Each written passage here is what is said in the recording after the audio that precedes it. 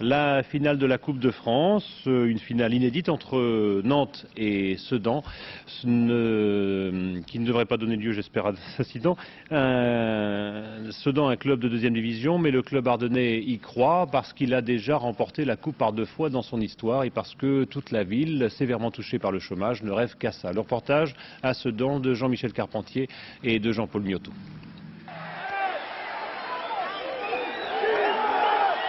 Match serré, tension maximum.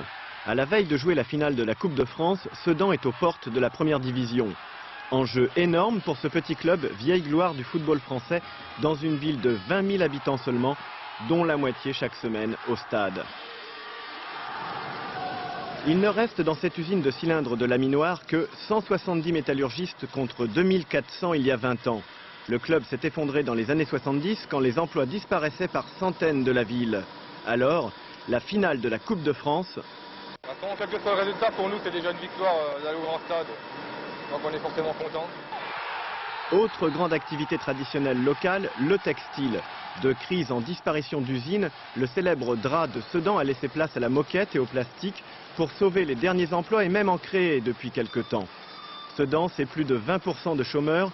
2 habitants sur 3 ne gagnent pas assez d'argent pour payer l'impôt sur le revenu. Alors, le foot tourne-boule les esprits.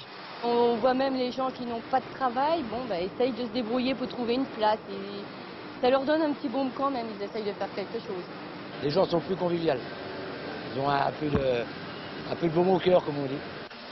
Un enthousiasme qui n'est pas tout à fait perdu pour tout le monde. On ne sent plus de problème en ce moment. Le fait que Sedan réalise une saison comme elle réalise, je dirais que nous, on sent beaucoup moins de problèmes au niveau des ateliers, par exemple. Personne n'échappe à la folie du foot. Chacun s'identifie à cette équipe digne du football ouvrier des Ardennes. Chacun et chacune. Toutes les femmes. Moi, la première, j'ai mis une journée pour décorer ma vitrine, ma voiture. J'ai klaxonné toute la journée le jour où ils ont joué, la veille, enfin le soir. Et c'est vrai que quand je vois des voitures en vert et rouge, je klaxonne. L'important, c'est le spectacle, c'est la joie qu'ils nous donnent, et le résultat importe. Et là, quand tout le monde est dans les tribunes, on oublie un peu qui est qui, c'est-à-dire que tout le monde est mélangé, là. Tout à fait, là, il n'y a plus de barrière sociale, un chômeur est à côté d'un PDG, sans que, pour autant, les problèmes existent le lendemain. C'est sûr que Sedan gagne ou perd, le lendemain, il faut retourner soit au boulot, soit au chômage, mais ça fait rêver pendant 1h30. Demain soir, au Grand Stade, face à Nantes, tout Sedan rêvera la victoire comme une revanche sur la vie.